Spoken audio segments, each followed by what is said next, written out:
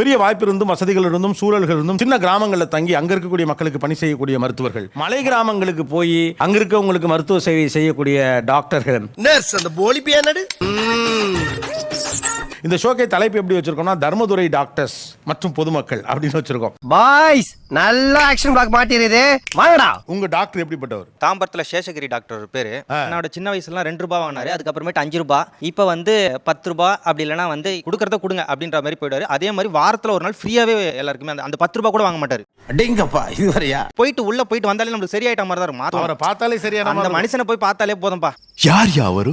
எனக்கே அவரை பார்க்கணும் போல இருக்கு. என்ன வயசு அவருக்கு? இப்ப 85+ ஆயிடுச்சு. ஆனா இன்னமும் சர்வீஸ் பண்றாரு. இன்னைக்கும் பண்ணிட்டு தான் இருக்காரு. இன்னைக்கும் பண்றாரு. அதுல வாரத்துல ஒரு நாள் காசு கூட வாங்க மாட்டாரு. தாம்பரம் சேஷகிரி டாக்டர். ஆமா. Amazing. Great. டாக்டர் கமலாக்கண்ணன். நாங்கள் வந்து ஹாஸ்பிட்டலுக்கு போகிறோம், வெளியூர்லேருந்து ஹாஸ்பிட்டலுக்கு போகிறோங்க சார். நாங்கள் வந்திருக்கோம் சார் உங்களை பார்க்க. எந்த டாக்டராவது வந்து எங்களை கூப்பிட்டு போவாங்களா? ஒரு 2 வீலர், அவர்கிட்ட 2 வீலர் கூட கிடையாது. வந்து பார்க்க வந்திருக்காங்கல்ல, அவங்களுடைய 2 வீலர் எடுத்துகிட்டு வந்து எங்களை வந்து கூப்பிட்டு போகிறாரு. எங்களுக்கு புள்ளனே சொல்ல சார் அவர் தான் கமலாக்கண்ணன். நாங்கள் உட்காந்துருக்காரு. என்ன இவ்வளோ சின்ன பையனா இருக்கீங்க? வாழப்பாடியா? பைசாவே வாங்குற வேலை கிடையாது. நாமளாம் கொடுத்தா சரி, கொடுக்குறதா வாங்கிப்பாரா? ஆமாம், கொடுக்குறத வாங்கிப்பாரு, இல்லைனாலும் விட்டுருவார் சார், கேட்க மாட்டார். நீங்க நல்லவையா? அம்மாவும் அவங்க அப்பாவும் வந்திருந்தாங்க. அவருக்கு வந்து கிட்னி ஃபெயிலியர். ஸோ 2 லெக்கும் வந்து ஸ்வெல்லிங். ட்ரெயின்ல இருந்து இறங்குறாங்க. பட் இறங்கி அவரால் கிளினிக்கு ஒரு 500 மீட்டர் நடந்து வர முடியல. ஸோ அதனால உடனே கால் பண்ணாங்க. நான் போய் கூட்டிட்டு வந்து அவங்களுக்கான வைத்தியம் பார்த்துட்டு மறுபடியும் நம்மளே போய் கூட்டு வந்துருவோம். ஆமாங்க. ஆலம்பிலாம் இல்ல, டாக்டரை போய் கூட்டி விட்டீங்க. டிஎன்கே சார் அப்படின்னு சொல்லி ஒரு டாக்டர், ஏஜ் ஆஃப் 92, ஒரு 64ல டிகிரி முடிச்சதுலேருந்து சர்வீஸ் பண்ணிட்டு தான் இருக்காரு. இங்கே கேம்போட ஃபவுண்டரே 1964 MBBS முடிச்சதுலேருந்து இன்னைக்கு வரைக்கும் ஒரு ஃபுல் எவ்ரி சண்டே ஃப்ரீயா பேஷண்ட் ஃப்ரீயாவே பார்ப்பாரு. டாக்டர் இளங்கோனை பற்றி நான் சொல்ல வரேன் சார். அகர ஃபவுண்டேஷன் மூலமா அவர் வந்து படிச்சாரு. இல்லைன்னு சொல்லிட்டு யார் போனாலும் அவனுக்கு வந்து செஞ்சிருவாங்க சார். என்னடா சொல்ற? அவளுக்கு வந்து கண்ணு செக் பண்ணிட்டு வந்து கன்சல்டிங் ஃபீஸ் வந்து வரைக்கும் வாங்கினதே இல்லை. எனக்கு தெரிஞ்சு வாங்கினது இல்லை. கண் பார்வை இல்லாத வராங்க சார். நம்மள்ட்ட வரக்கூடியவங்க மூதாட்டிகள் தான் அதிகமாக வருவாங்க. வயதானவங்க வரும்போது எதையாவது பார்த்தா தெரியல. ஓ, ஐ டிஃபெக்டா? இந்த பார்வை இருக்கிறதால தான் நான் நடமாடுறேன், இல்லைன்னா கஷ்டமா இருக்கும் அப்படின்னு சொல்லும்போது அவங்க நம்மளை கண்ணீர் வர வச்சிடறாங்க. அந்த மாதிரி கண்டிஷன்ல எனக்கு வந்து ஃபீஸ் வாங்குறதுக்கு போய் எப்படி காசு வாங்க முடியும்? அந்த மாதிரி நிச்சயமா சார். கன்சல்டிங்கிறது நான் ஒரு பார்க்குறேன், அதுக்கான ஃபீஸ் என்னோட உழைப்பு தான். அதனால எனக்கு எந்த செலவும் ஆகல சார். ஓகே, நீங்க கையிலேருந்து காசு போல உழைப்பு கொடுக்குறேன்.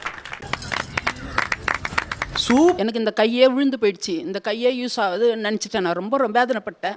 அப்போ சார் தான் எனக்கு இருந்து காப்பாற்றினாரு எங்களை. அவங்க அப்பா காலத்துலேருந்து நாங்கள் அவங்க கிட்ட தான் நாங்கள் ட்ரீட்மெண்ட் எடுத்துக்கிறோம். ஜெயச்சந்திரன் டாக்டர் பையன் தான் நீங்க? கரெக்டாக கட்டுவிட்டா?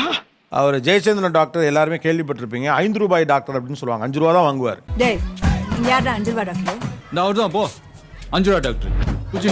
நீங்க சென்னைக்குள்ள இருக்கீங்க இல்லையா? அங்க இவ்வளவு உங்களுக்கு சென்னையிலே பெரிய செலவாகுமே. எப்படி இவ்வளவு ஃப்ரீ மெடிசன்லாம் பண்றீங்க? சொல்றேன், மக்களுக்காக சொல்றேன் சார். எல்லாருக்கும் ஒரு லைஃப்ல ஒரு இன்ஸ்பிரேஷன் இருக்கும் sir. My father was my inspiration. அப்பா மாதிரி ஆகணும்னு கனவு, இதெல்லாம் என்ன தவறு?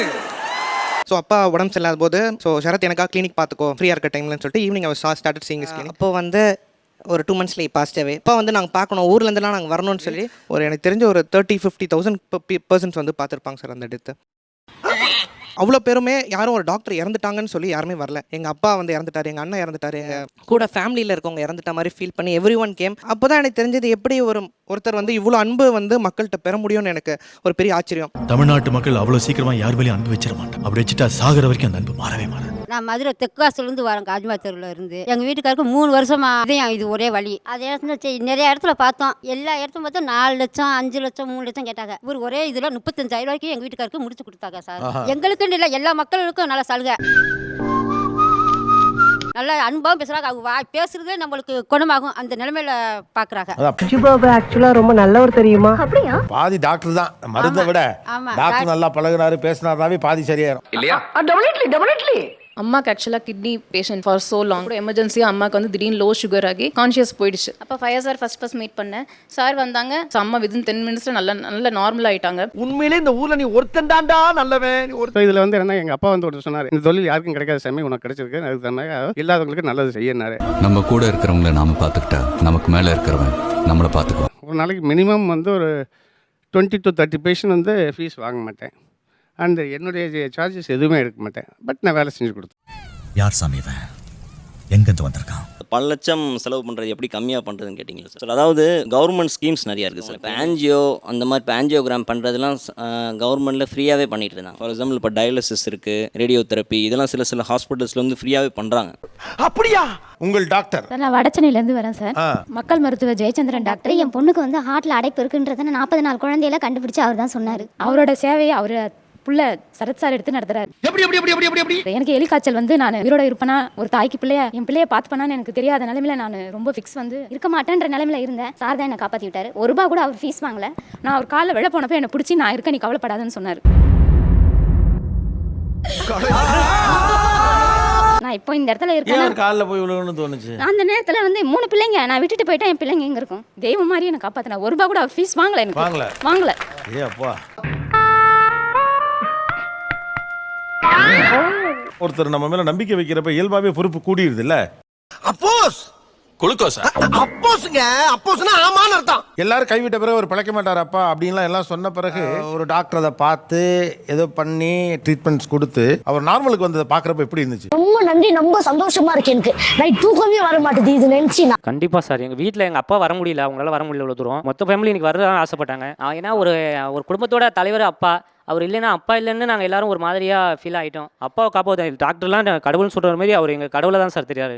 நீங்க அவருக்கு தான் நன்றி சொல்லணும். எனக்கு வந்து அடிவயத்தில் லைட்டாக வீக்கமாக இருந்துச்சு சார். அது வந்து நான் காரைக்குடியில் ஒரு இடத்துல பார்த்தேங்க சார். அவர் வந்து இது குடல இறக்கம், உடனே ஆப்ரேஷன் பண்ணணும்னு சொல்லி மறுநாளே வர சொல்லி ஆப்ரேஷன் பண்ணிட்டாங்க சார். ஃபர்ஸ்ட் வந்து 6 மாதம் வரைக்கும் நீர் வந்துகிட்டு இருந்துச்சு. என்னன்னு கேட்டேன். லேப்ரோஸ்கோப்பியில் ஆப்ரேஷன் பண்ணது மறுதரப்பு கிழிச்சு வேணா பண்ணுவோம் அப்படின்னு கிழிச்சு பண்ணாங்க சார். கிழிச்சு பண்ணியும் அது லைட்டாக வந்துக்கிட்டே தான் இருந்துச்சு. சரியாகவே இல்லை. மாத்திரையாக கொடுத்துக்கிட்டே இருந்தான். ஒன்றும் சரியாகிறது மாதிரியே தெரியல. அப்புறம் 3 வருஷத்துட்டு ஆயிடுச்சு. ரூம்ல அவன் படுற கஷ்டத்தை பார்த்தா ரொம்ப பாவமா இருக்குதுப்பா. பையன் வந்து காலேஜில் படித்தாப்புல. ஃப்ரெண்டு கூட பழக்கம் பையன். குமரேஷ் சார் பார்த்து இவன் பையனை கூட்டிகிட்டு போய் ஃப்ரெண்டை கூட்டிகிட்டு போய் சார்கிட்ட பேசி போய் பார்த்தோம். சார் இவரே சார் ஃபஸ்ட்டு வந்து பேசுறீங்க. அண்ணே வணக்கம். சாரை பார்க்கும்போது அம்மா எல்லாருமே போகணும். கூடிய கொண்டு விட்டுட்டு எங்கள் வீட்டில் அப்படியே கால வச்சு கும்பிட்டு வந்துருச்சு. நீங்கள் எங்கள் வீட்டுக்காரை காப்பாற்றணும் அப்படின்னு சொல்லிடுச்சு. பையனு காலத்துட்டேன். எங்கள் அப்பா காப்பாற்று. எனக்கு ஒன்றுமே பண்ண முடியல. தண்ணியாக வருது வயிறில்.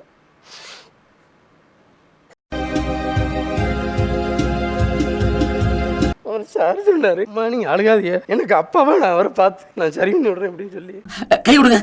உண்மையிலேயே நீங்க ஒரு நன்றி உள்ள ஜீவன். ஸ்கேனுக்கு எழுதி கொடுத்தாங்க. அதை ஸ்கேன் பண்ணி கொண்டு வந்தோடனே சார் பார்த்துட்டு மறுதிருப்ப ஆப்ரேஷன் பண்ணணும். பிறகு வெளியிலேருந்து டாக்டர் வர சொல்லித்தேன். நான் நல்லா பண்ணி காப்பாற்றி விட்டுறேன், நீங்கள் எதுக்கு பயப்பட வேண்டாம்னு தம்பியை தூக்கி டேபிளில் மடியில் வச்சுக்கிட்டு சொன்னார். அப்படிங்களா? ரொம்ப சந்தோஷம். அதுக்கப்புறம் முதல்ல டாக்டர் வர சொல்லி அப்புறம் ஆப்ரேஷன் பண்ணி இப்போ நல்லா இருக்கேன். அதுக்கப்புறம் பிரச்சனை இல்லை. இப்போ ஒன்றும் பிரச்சனை இல்லை. ஃபீஸ் கட்டுறதுக்கு எங்களுக்கு காசு இல்லை. சாருக்கு பணம் கொடுத்து பையன்கிட்ட இவன்கிட்ட கட்டுவோம் அப்படின்னாரு மெடிக்கல். அந்த காசு அவர் தான் பே பண்ணாரா? சாரே முன்ன பின்ன தெரியாத ஒரு பையனுக்காக கண்ணீர் விடுற அந்த மனசு இருக்கு, அதான் கடவுள். ஆக்சுவலாக அந்த பையனை பாராட்டணும். பேர் மாரிமுத்து. ஒரு விடாமுயற்சிக்கு உள்ள பையன் அந்த பையன். நீங்க ரொம்ப புகழ்றீங்க. அவன் பிஏ தமிழ் இது யூனிவர்சிட்டி ரேங்க் சார். அப்படியா? University rank. அதேவா? இது நம்ம லிஸ்ட்லயே இல்லையே. அடேங்கப்பா. Thanks a lot. நிகழ்ச்சியில் கலந்து கொண்ட அனைவருக்கும் கோபிநாத் நெஞ்சார்ந்த நன்றிகள். நன்றி, வணக்கம். அப்பனே சூரிய பகவானே, கவர்மெண்ட் வேலை கிடைக்கிற வரைக்கும் இந்த செல்போன் வியாபாரத்தை பண்ணி பகுத்த கடவுள ஆம்பிருக்கான். இந்த நடமாடும் வியாபாரத்தை கூடயே நடந்து வந்து நீ உதவணும் பா கடவுளே.